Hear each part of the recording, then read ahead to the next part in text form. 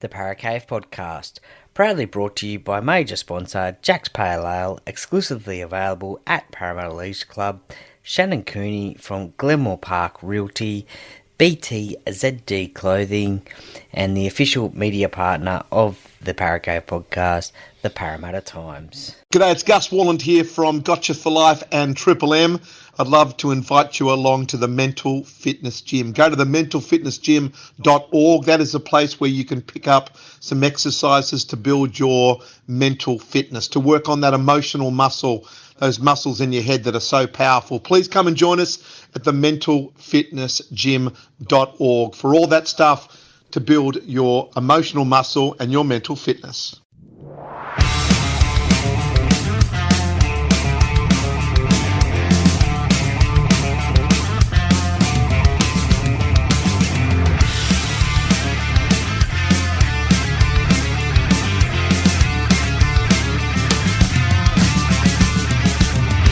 Welcome to another episode of the Paracave Podcast. And now over to your host, Troy Warner, broadcasting live from the world-famous Paracave.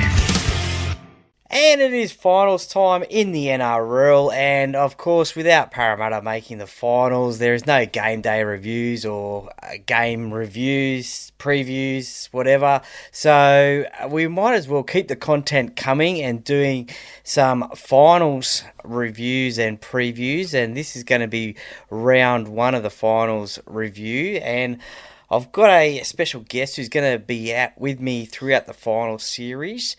Mr Mullet, how you going, mate? Thank you very much for joining me and going through these games. Did you enjoy the weekend of footy? Oh, mate, I think rugby league's in a great space at the moment. I think the games were, they were unbelievable. I think every game sort of had some really good, really good points to them, and I reckon we're going to cross a couple of those off the list today, and should be good. Should be really good. That's it. Well, 8 teams started on the weekend, and it's now down to 6 teams. But we'll start off with the Panthers and the Roosters game played at Bluebet Stadium, or Penrith Park as they used to call it. One last game, one last hurrah there. And it was won by the Panthers, 30 points to 10. They were pretty hot favourites going into that game. The big question mark going into that game was Nathan Cleary's shoulder, but boy, sure didn't he show everyone that his shoulder is up to it. Yeah, mate, he was back to his best. I don't know how he does it. I don't know how you have 3 to 4 weeks out of the game. I think actually 5, sorry. I think it was 4 or 5 that he had this time. And first attacking set on their line, he just, looked like he'd been playing for the last 5 weeks. He's just, the way he's able to pinpoint those kicks in the in-goal and just everything comes natural. It was, really good to see. Yeah, definitely. It was a full crowd there, 21,483, and it was a pretty clinical performance from the Panthers. 24-0 at halftime, really set the game up there. The Panthers only scored 6 points in the second half, so the Roosters won the second half, but it was the old Roosters. They only won one game out of the last 19 or 20 against the Panthers and the Storm, so their confidence must be down, I guess, losing again to the Panthers. Yeah, look, I think so. I think against Penrith, you really need to start strong. I think that's the crucial key to playing Penrith. That you've got to get that first 10 minutes right. You can't afford any errors. You really got to match their intensity. They've got, Fisher Harris, Leota, where once those boys start going through the middle, it's very, very hard to turn that tide back towards. And, no JWH on the weekend, no Radley. I just felt that start was the Roosters' downfall. I feel like they really, I think they needed the first 10 minutes of the second half to start the match. I just felt that a few of their big players that were still there really went missing in a sense. They, Tedesco, I think at half time, there was like 30 running. I think their top player had 30 running meters or something like that's just not, you're not going to compete with Penrith at that point. And at some point in time, you're going to, yeah, the scoreboard's going to be too far ahead of you for you to come back. And I think that's that first half, just ruined the Roosters' chances, unfortunately. Yeah, we all know that going into the game, they obviously didn't have Sam Walker, Brandon Smith, Victor Radley, as you mentioned there, JWH, who will come back this week in what possibly could be his last game. Isaiah Yeo, he was pretty impressive on the weekend as well, taking those hard carries, and was probably, along with Nathan Cleary, player of the match, I thought. Oh, yeah. I always feel that everyone just talks about Cleary, and don't get me wrong, his impact on games is second to none. Like, the kid's just, so talented in his ability to control games. But I think there are a couple of standouts for Penrith on Friday night. Mine was Luke Garner. Okay, I thought he just puts himself, especially when they're on the attack, he just has an ability, chases everything. Obviously bagged himself 2 meat pies on the weekend, which was great. I think he was up there. And then obviously they're normal, Brian Tyre, again, his kick return meters are just very, very big. And I don't think Dylan Edwards has probably been at his best the last probably month of football. He's obviously carrying an injury, which half the players are at this time of year anyway. But yeah, I think Garner was a big standout for me. I think he's got a big final series ahead of him. I think he can do some big things. I think some of those Panthers tries, especially the first one too, Toto, it just looked like a training run, didn't it? Like out the backs and in the corner, Toto scores. Very structured, but very, very clinical. They don't leave, they are millimetre perfect the way they do it. It's my wife actually said to me halfway through the game, if you keep talking Penrith up, I will have to buy you a Penrith jersey. And I honestly feel like it's probably been the last season and a half that I've actually sat back and actually been able to appreciate what we're actually witnessing. Because what Ivan's done at Penrith is nothing short of special. This is something that'll be spoken around about for a long time to come. And you could just see Friday night, they don't miss occasions, Penrith. If players have big matches, there was no bigger match, I don't think, in the club's history than closing Penrith Park. I know people talk about the Leichhardts and stuff, but Penrith Park it's had a lot of big things over the years, and they knew that that was one of their marks, I think, Penrith on Friday night. They wanted to sign off Penrith Park with a win, and I think they signed it off, just as it deserved. It was a dominating win. The scoreboard, I know, only 20 points. Probably could have been more, but it was dominating. The Roosters really, other than the 10 minutes, they were never... There was never really a moment that you generally thought, Penrith lose here. They had control. Because I think going into the game, I mean, you never write off the Panthers because they are a champion side, but there were possibly a few question marks. They were still getting wins, but they weren't playing their best in games, but they were still getting wins. But come finals time, they're a different beast, aren't they? Bit of cat and mouse, I think. They look. I don't know. The last month, 100%. What you say is correct. They haven't looked good. I think the bookies across the country, very quickly firmed Melbourne into being the odds-on favourites, and Penrith sort of moved out, and then everyone was sort of the Roosters, Melbourne. Penrith sort of were forgotten about for a moment there, where it was sort of maybe this is it. Maybe the end's coming. But I think they sent a message on Friday night, and I would expect it about 30 minutes in, Bellamy would have been watching from Melbourne, and he would have been like, we're going to fight on our hands if we think we're taking the competition off, and they're coming to play. And hey, look, I think it's good.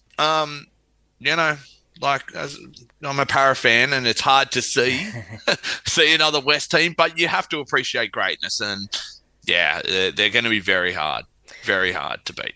where do the Roosters have to improve moving forward from that game? Well, I'll say first that I don't agree with Trent Robinson's comment after the game when he was asked, did he think Penrith were perfect in that first half? Well, if they weren't perfect in that first half, well, I don't know what perfect is, because that was perfect. It might have not been a 50-point scoreline, but they were dominated in every category. And I know he has to defend his team. The Roosters, look, man, they've got good players. Obviously, I think Tedesco, I listened to a lot of leading into the game. That Tedesco was still the form fullback of the competition, but he's just not putting up the numbers that he once was. And I think they really need to lift. Without Sam Walker, they need those players because, there's just not a lot of go forward in their game. If they get stuck sort of early in the tackles and they're sort of, not even over halfway, then they don't really have the kicking game right at the moment. Luke Keary's not the player he was 3 years ago. That's why he's been shopped to the English Super League, because he wasn't in the Roosters' plans moving forward. He's there now because of Walker being out. So, personally, I think they're done. Roosters, to be honest. Would you put Joey Manu in at 5'8" and possibly bring in Michael Jennings into the centres and Luke Keary to halfback and Sandon Smith to 14?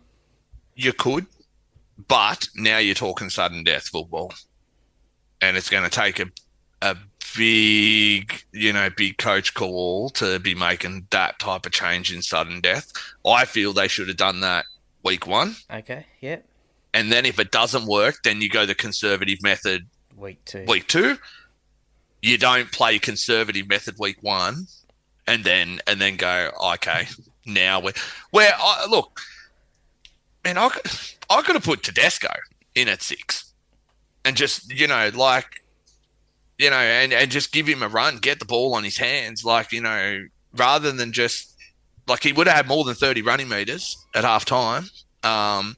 But I just feel that, look, Jared's back this week, which means that the Cowboys, I'm sure we're going to talk about this as well, but the Cowboys will be very glad they will get to play 10 minutes without a player, because he's guaranteed to find himself in the bin at some point. He can't, Ballway can't help himself. But I do. I think they're done. I think that's their season. I think what I seen on Friday night, I don't know how they pick themselves up. Trent Robinson's a good coach, but they're just I just think too many injuries to get it right in a week. They were a long way off on Friday night. Well, this week the Panthers have the week off. They go straight to the prelim final, their 5th in a row, and the Roosters, they tackle the Manly Sea Eagles, who we'll talk about a little bit later, who had a win over the Bulldogs. The next game was the minor premiers, the Melbourne Storm, taking on the Sharks down there in Melbourne, and a lot of people are saying that Penrith had the dominant first half and Melbourne had the dominant second half in their game. Who do you think made the bigger statements in their games? The Melbourne Storm winning 37 points to 10 over the Sharks. I think that was what Melbourne had to do. And I think that was a clear indication for me that Melbourne watched the game on Friday night.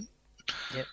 They knew, they're the best two teams in the competitions. They're firing shots at each other now. I know it was a little closer in the first half, 14-10 to Melbourne. I don't know, the last try to Cronulla before halftime, made it look a little bit less dominant. But again, they were pretty dominant throughout. Harry Grant, I think, has come into his own in the last 6 months. He's really developed his game, and not going to say complete. I'm not going to say he's a complete player. I still have games where I watch Harry Grant and I'm sort of like, where is he? What's he doing? Why haven't I heard his name? But yeah, I just feel in the last 6 months, he definitely has started having more of an impact on this Melbourne team, and you're definitely hearing him. Obviously, bagged himself a hat trick on the weekend, which his is first career hat trick. But they're a dangerous team. Are they Penrith kryptonite? You know what I mean? Are they the team that can knock Penrith off from doing 4 in a row? Now, I don't think so. And we'll see this over the next couple of weeks, I'm sure. But you can't doubt their season, and they've put the best foot forward. And I think Saturday they did what they needed to do. They went out, they got the win. They didn't have to be by as many as it was. They just knew that if they're going to beat Penrith, it's off a week off. They're going to want to play Penrith in a grand final where they're nice and fresh. And I think they did really well. More shocked that I missed Munster's try to start the game, because I actually decided to go and grab a quick beer. And by the time I got back, they were doing the conversion. So, that was a crazy start. Well, it certainly was. I think Will Kennedy went up to catch the ball, and it went over his head and across the dead ball line. And Munster's done the old show to Big Nelson and crossed the line in the first minute. He certainly has come into his, I guess, we all know what sort of a player Cameron Munster is, and especially in these big games as well. But we've all seen Jerome Hughes throughout the year be the number one player and most likely to be the Dally M Player of the Year. He had sort of a quiet game, I thought, on Saturday, and Cameron had the bigger game, I thought. Yeah, look, I don't know. Cam's had a really interesting year. I think we obviously, there was the talk in the off season that he was, potentially going to move on from Melbourne. Then he's obviously stayed. It's his team now, and I think he's really grown in this season to wanting to be that leader. As you say, he probably was overshadowed by Jerome a little bit as the start of the season, but this is a business end now, and Cam knows, he loves those big moments. He's just that type of player, and as you'd know from Origin, if there's a moment to be taken on a big stage, he loves nothing more than doing it. And look, it was a really complete game from him on Saturday afternoon. What about the poor old Sharkies? It was their 7th finals loss in a row. Where do they go from here? What did you think of their performance on the weekend? Well, you wouldn't want to go to another finals match if you were them. I don't think they've won one in ages. I tried to find this out, and I don't know if you know. Have they won a finals game since they won the grand final, or has it all been downhill since then? I'll have to get back to you on that one. Because I'm feeling I had that it was 7 in a row they've lost now. Now, if I just off the top of my head think of the final series between their last grand final, I've got a feeling that they haven't actually won a final series since winning the grand final. Now, to me, I'm really worried for them. Like, really worried. Now, we're worried about the Roosters earlier, but I'm extremely worried about the Sharks. I don't know where they go, and I don't know what Craig does. The Sharks don't look better with Nico. Yeah, okay. But he's on a big paycheck. You can't bench him. You can't bench him in a finals game. Like, you can't. Yeah, you definitely couldn't. I just don't. Yeah, I don't see what. I think Craig has to play him. He has to get involved. Yeah, like Nico has to stand up. Like, this is what he's paid for. He got a big contract. These are the games, and Saturday just went missing. Like, to be perfectly honest, other than the conversion, and he went 1 from 2 with them. Just like, if he was mentioned 3 or 4 times during the broadcast, like, it was just very, yeah. And very upsetting to see for the Sharks because I think they have some really good back rollers at the club. I think they have some good backs. I love Will Kennedy. I think he's although I did notice something interesting the other day. He always looks tired. Okay. I don't know if anyone else has ever spotted that, and if any of the viewers, and if they have the ability to comment somewhere, but I've just noticed that he always looks tired. Yeah. Great player, but just looks tired for some reason. I don't know if it's, I don't know what it is, but just always looks like he's got the facial expression that he's actually tired. And I think they did miss Jesse Ramian as well. He should be back this week. But I guess the Toby Rudolph attempted kick early on didn't help as well. They just looked a little bit rattled at the start there. I guess with that try in the first minute to Munster didn't help their cause. But it certainly is a little bit concerning for the Sharks with this finals record, and they go into a tough game this week against North Queensland.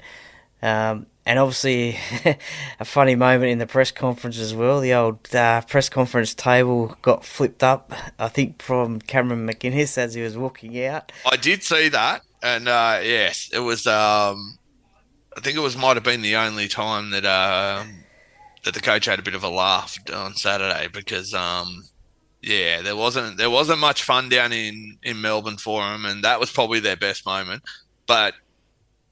Yeah, Cameron was he was tough as nails again. Like you saw it on his face. Love him, you saw it on his face with all his cuts. I'm so scared, man, watching him. Like I just worry about the poor guy later in life. Like he just, he takes a lot of damage, and But look, he's a quality player, and he'd fit into any of these final teams. I'm sure any of the teams would love to have him. Yeah, for sure. I mean, well, you saw it on his face, didn't you? With I think it was about 3 or 4 cuts on his face in the press conference. And I've seen boxers come out of 12 rounds of boxing with less damage than what he comes out with. It's full on. But they're in for a tough match on Friday night. They we're gonna talk about the Cowboys and they can score points, and they can score points in a quick way, and I know Cronulla got a couple of players coming back, but I think it all still rests back on if Cronulla are gonna have a fight in this final series. Nico has to stand up. He must be the catalyst for that, and he's paid accordingly for that. I think they beat North Queensland down here earlier in the season by a big score. Then we had a shootout up in North Queensland. I think it was 30-22 around July. So, look, I think it'll be a competitive game. Certainly is going to be one of the biggest games in the Sharks' history, I guess, coming up this weekend. You mentioned that team, the Cowboys. They played the Newcastle Knights up at Queensland Country Bank. Got the win, 28 points to 16, but actually the Newcastle were winning 12-4 at half-time. I thought they were in control of the game. Unfortunately, the Cowboys ran over the top of them in the second half. What are your thoughts on this game? Where did Newcastle lose it? Where did North Queensland win it? Well, North Queensland won it from Tom Dearden because that kid has come, this might be his best season. Yeah. He has just, I don't know, was he this good last year? Or am I missing something? No, because I'm not sure. I think it's just ever since he's come back from Origin, he had a pretty good Origin series for Queensland. That gave him confidence, and it's shown on the field. And I think possibly too the responsibility of co-captain as well might have. He's shown as a leader as well. Looked great. He literally looked great on Saturday night. He was definitely my player of the match for the Cowboys, and I think if they're to continue on, not going to go. I seen someone earlier today throw out a little word. I'm not sure who it was, but someone come across my news feed and threw out a thing that they were the darkies to win the comp. Okay. Not that far down the track yet. All right, I need to see more out of Tommy and probably a couple more hat tricks out of Felt before I can declare that. But I definitely think that they're in with a run. Pardon me. I think it's just I think there's too many points in them for Cronulla. So I think across to the Knights, well, I feel like it's the same as Cronulla. They have a bloke there that's very highly paid, but in his case, I don't think he's got the support around him. Yep. Yeah, 100%. He's a fullback. Yeah. He's not in the middle. If he was a 6, I'd be hanging a lot more on Ponga's head for this. But he's at the back. He can only do so much. He needs the forwards and stuff, and I just don't think that, they've got some good players. Newcastle, that played well. I think Fletcher Sharp, he's been playing really, really well since he come into grade. Ponga, again, he was in and around everything and looked like, the game was building to one of those Ponga moments and a really famous victory, I guess, for Newcastle up there in North Queensland. But then it just dried on him, the support. And, the Cowboys, they're not one of these single-player teams. They don't rely on one player. There's not sort of like Tom Dearden is a big impact on the team. They've got enough spread across the park that it's not relying on just him. And I think that was the difference in the end, is that Newcastle, a lot was on Ponga's shoulders. The game plan too. You have to be spot on up there in North Queensland. It's humid, Yep. Tropicana up there, like it's raining, the mist is going across, it's 32 degrees, you really have to be on your point, and I just don't think North Queensland conditions played a Newcastle style. I think that they'd have much rather that game be in Newcastle, and definitely wouldn't have been 30 odd degrees, and but yeah, look, the Cowboys know what the conditions are up there. They got a good crowd up there, and they're tough to beat. They're very, very tough to beat up there. Fortunately for them, they now go on the road. They don't get no home rights in week 2. Not that anyone gets in that game. No. If I'm correct, I think we're going to cross that as well. Well, I think the Roosters sort of do because they're playing at Allianz, so they sort of do. But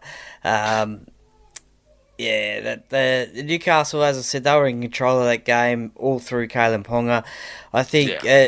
What are your thoughts if he goes inside to Tyson Gamble instead of outside to Dane Gagai and Newcastle score? Then do they go on to win the game? 100%, no doubt. Should Gagai have caught that ball? Yes. 100% he should have. And and to be honest with you, if he was in a Queensland jersey, he would have caught it. Yeah.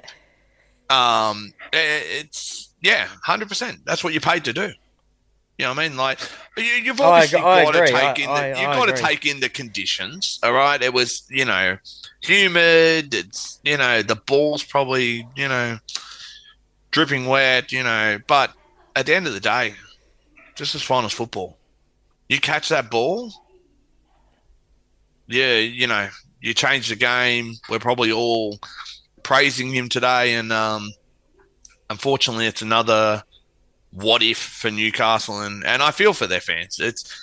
They deserved midway through the year. They deserved better than what they got on Saturday night, I think, and I think they got a tough off season ahead of them. Newcastle.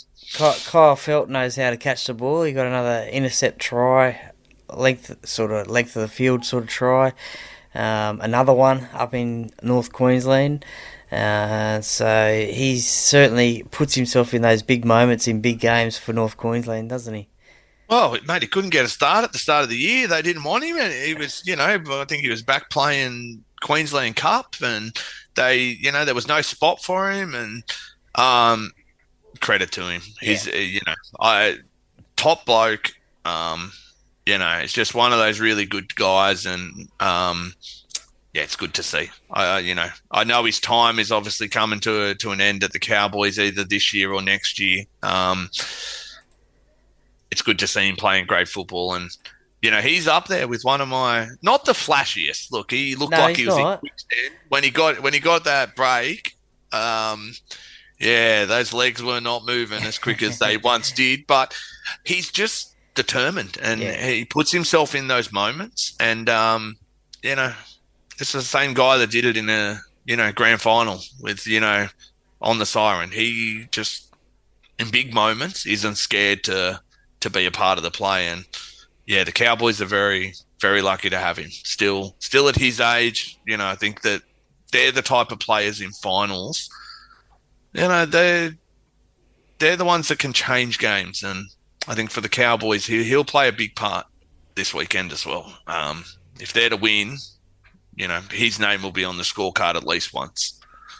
Yeah, for sure. Well, we move forward to what I think was probably the game of the round, game of the week one finals, and that was the Bulldogs versus Sea Eagles at a core stadium in front of 50,000 people, which is what you want your finals games to be played in front of, a crowd like that. And look, obviously, majority of them were Bulldog supporters. As we all know, that Manly fans don't travel, but there was a few there yesterday, and I think the players after the game certainly made a point of that on social media. But look, this was, again, you thought that the Bulldogs were in control of this game. It was only 16-12 at half time, so it was still anybody's game, but I think the Bulldogs, they got I guess you could say, sort of the advantage after half time. It looked like they were going to sneak a victory, but Manly scored that try through Tolo Kula right at the end. That was a cracker of a try, that one. Yeah, I definitely didn't see that happening. I thought the Dogs were home, to be perfectly honest. I thought Manly looked, I thought the queue had gone in the rack, and again, those old heads like Cherry Evans, why he wasn't unbelievable yesterday, when it counted, he was there, and that's what I think experience brings. The Dogs, look, their last month of football has not been great. People were saying that the kennel had some duct tape on it and was holding it together, and look, they were in the game. They should have won. I think, if you look back at the season, I've heard a few interviews that Crichton did. I don't think they celebrate what they did this year. I think that there was plenty left on the table. With 6 weeks to go, they were locked for a top 4 finish. I don't think it was. I just don't think they. Probably stuck in for the 80 minutes, and I think that's been the last couple of weeks too. The defense started leaking points the last couple of weeks as well. Like, I think they've had 70 points or something put on them over the last 2 weeks, and look, they started well. The Dogs, they come out that real physical dog style of football, which they got them to where they were earlier in the season. As the game went on, you give Manly chances, and they've got some, as I said, some older heads in that team that, they will make you pay. And, look, Tommy looked gone. I think we were talking about this earlier. Tommy looked gone. 20 minutes into the game, he was, limping around and holding the shoulder and the elbow and the knee and every other part he could hold. And but nothing, free moving with 20 to go. And I don't know, maybe that was a tactic by Seabold. Look, let the Dogs play 60 minutes and we'll outlast them at the end. But credit to Manly. I definitely didn't have them winning. I thought a core stadium Sunday afternoon, 30,000, 40,000 Dogs fans. And they would get home, and I don't know where to for the Dogs. I don't know. Is anyone else off contract at Penrith that they can sign? I don't know. I don't know where to for them. Honestly, I think there were some silly moments in yesterday's game. Obviously, Reid and his antagonising of players, and Just some silly stuff. Was that the turning point of the game, late in the game? 100%. Yeah, and I think majority of the time it is a turning point when he does it. Even when you go back to the Newcastle game where they had the box off in the tunnel and, then Reid decided to look at his headgear pretending he didn't see him. Like, Reid loves this, and he's loved it since he was at Parramatta. Does he need to get it out of his game? 100% he does. And I think Seraldo in the off-season would be having some serious conversations because it definitely turned the game yesterday. He just doesn't let stuff go either. I don't know if you noticed in yesterday's game where I think Cherry Evans was with Curran and there was a bit of push and shove and, obviously Cherry Evans has been working on his judo or whatever because I don't know if you realise, but Curran's a big boy and Cherry Evans is not that big. He got him to the ground. Yeah. So, but do you see like Cherry Evans just moves on? It's sort of like it happens and then he's just sort of like, whatever. Reid doesn't do that. And you see it in him. If you pay attention to the next 3 or 4 tackles, he's third man in. He's trying to get that niggly shot. It changed the game. And not going to say he cost them the game. But yeah, it was just stupid. It certainly was a great battle of the back rows, wasn't it? Viliami Kikau and Hamoli Olakuatu, they were going at it all day. And I don't really know who... Obviously, Manly won the game, so Olakuatu got over Kikau, but both of them had a cracker of a game for their sides. If we were judging a boxing match, it was a draw. I think both had some moments. And yeah, they're two great edge players. Like, what you would not want to be out there tackling them. No, definitely not. Definitely not. You'd almost feel safer being in the middle away from them. But both great. Look, maybe Kicks slightly ahead. That try he scored was, great, and it really played a big process, I guess, in the Dogs setting a platform for that early lead. And I think the Dogs knew they had to start strong and fast. And I'd probably a little bit to Kicks. Yeah. If I was to lean to one of them, maybe just Kicks, just because he probably finished off those big moment plays. Yeah. But look, they're both quality players, and if they're in the game, they play a big impact for their team. For sure. 2 moments in the game I want to talk about.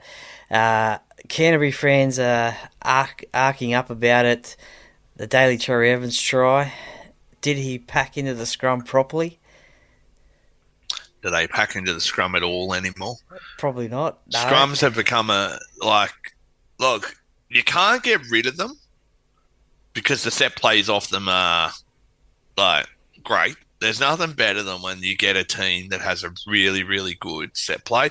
The one yesterday was great. Not the best, but it was great. But there's been some really cool ones where you get these wingers. I know Cronulla have done a few of them throughout the season. And the winger gets there and they put it down literally with 1 mil between themselves and the line. Like it's exciting, but other than that, I don't know. Marginally, he probably was not there, I guess.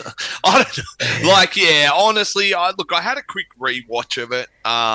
They were blowing up massively. I don't know if it was that massively bad. Well, as you said, probably every team does it. Every scrum does it anyway. Where they don't pack it look, they're all trying to push the rules, and now when you're watching the legs half hanging out the scrum for the ball to go in, and it's I think that the scrums are becoming more of a waste of time rather than just let's get on with the game. If you're not going to let people contest the scrums, and they're probably never going to go back to that because you could just imagine it. Look, as I said, it wasn't as big a deal for me, but I don't know. If it was Para and, Manly were beating us, then probably it was.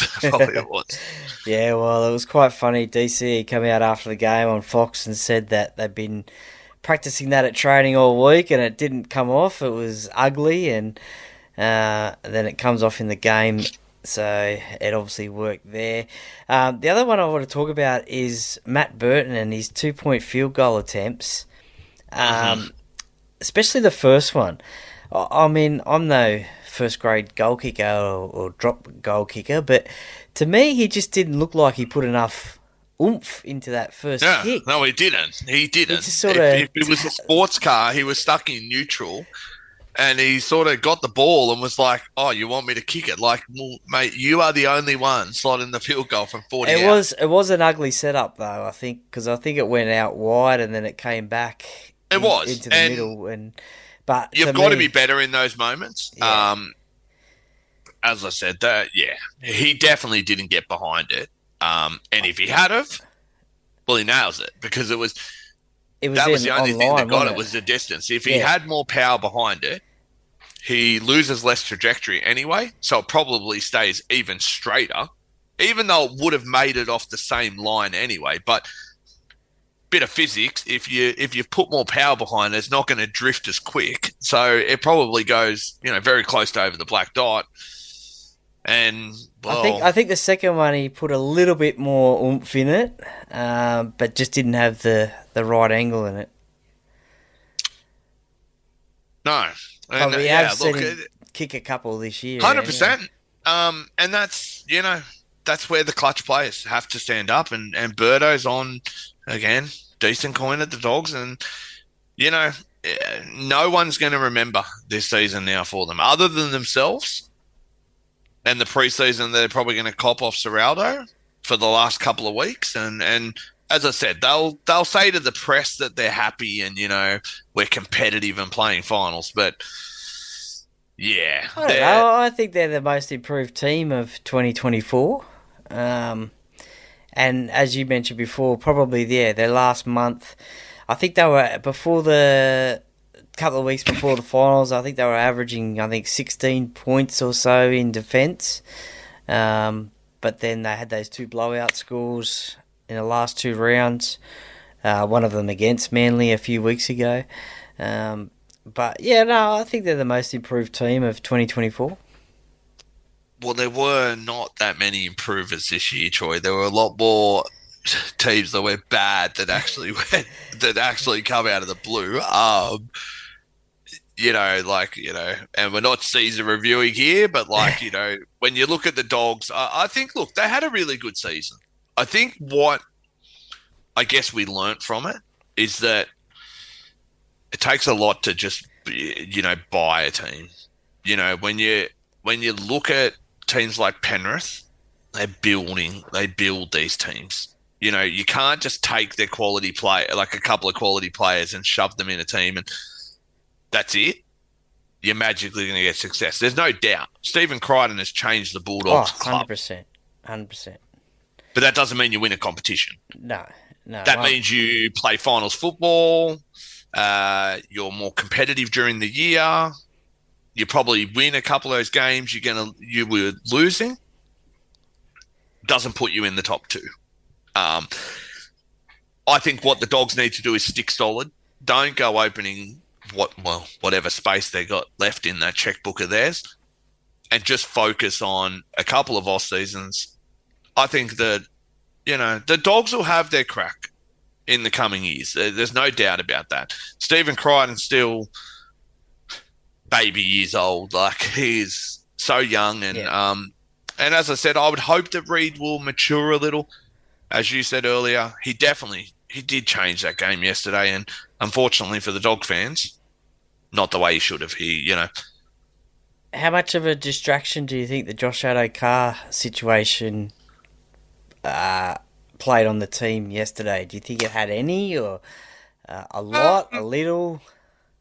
Look, of course it does. Anyone that says it didn't is, pulling the other person's leg. And the Dogs will come out and they'll say it had nothing to do with it. And, I'm sure Phil Gould's probably, if he hasn't yet, he will, and say, no, it had no impact. And the player, of course it did. If you've ever played any type of sport, irrelevant to if it's bad or someone's injured, of course it has an impact. Yeah, You you'd know, obviously want to be out of the news for the week and just you would. talking about football rather than off-field incidents. My question, I guess, more would have been around the fact if the Dogs won yesterday and he sat out yesterday, does he play this weekend? Because technically speaking, not much difference between him and Latrell. So you'd have to think he plays this weekend. But my wording was, or what I've heard is, he was sitting out. That was it. He was done. And I don't know if that fits the crime. You know, I'm not condoning what he done, but the way people are carrying on about it like he's the only person in society doing this, like, you know, the drug busters are out there for a reason because it's happening more. Now, definitely think he needs to be punished. I don't believe that he didn't know what was going on. I don't believe in Phil Gould's, you know, he thought he was negative and this and that. My more is, he's not that poor, is he? If you know you've sort of got that in your system, why are you driving around at 10 o'clock at night in a peak period of when you would be like you know, yourself? It's such a strange story, to be honest. 100%. Well, you like a beer. Yeah, so if you've had 8 beers on a Saturday night and the missus says to you on Sunday morning, "Oi, love, we got no eggs. Can you dip down to Woolies?" And you're going, didn't finish the last one till about 2. Then you're not doing it. You jump on the Uber, you know, the little Woolies person, and drop me eggs off, mate. My question is, why at 10 o'clock at night is he driving around? Like, I'm, you know, as I said, he's not the only NRL player. I know you're probably not a big AFL fan, but I would rather see them bring in the same rule that they have in the AFL, to be honest. Keep it behind doors, 3-strike period. You get your 3rd strike, because there's just too much. It's like, what would all the journos do then if that happened? They'd have nothing to talk about. Well, Buzz would have to go down to his local bowler and play Keno or something. I don't know, but like, it's just become too much now. And look, I know the fans love it, and they watch all their shows and listen to them all beat it up. But for me, he did the wrong thing. What are you going to do? The Dogs aren't tearing his contract up. He ain't going nowhere. Like, it's not. He's made a stupid error. We'll just have to wait and see what happens in that. As I said, but unfortunate to see. He's a great player, the Fox, and, you know, kids love him, and, you know, he's probably, I'm not going to say he's coming to the end of his career, but he's obviously not at the start of it, and that was he'd had a burl out there yesterday at a core. He loves it. He'd have loved it. 50,000. Yeah. He's got that finals experience. 100%. So I think the game lost yesterday, to be honest with you. With him not being there, he's the game loses when those players aren't playing, and I think we lose as the spectators that get to see their greatness. So hopefully he gets everything in order, and we see the Fox in 25. That's it. Well, in this week we see the Penrith Panthers and the Melbourne Storm progress to the preliminary final, week 3 of the finals, and week 2 is coming up this weekend, which sees the Sharks take on the Cowboys on Friday night at Allianz Stadium, and the Roosters taking on the Sea Eagles at Allianz Stadium as well on Saturday night. Getting down to the business end of the season, we'll do a review of that one later, those 2 games later on in the week if you want. But that was Sounds good. Yeah, no, thank you very much for joining me for the Week 1 Finals wrap. This will be out on Apple and Spotify, and you'll be able to catch that one. And as I said, we'll do a preview of the Finals Week 2 later on in the week. Sounds good, guys. Hello, Paracave podcast listeners. My name is Shannon Cooney from Glenmore Park Realty and long-term sponsor of the Paracave podcast. If you're looking to sell your property or buy, or just curious to know what your property is worth in today's market, give me a call today on 0421 588 445.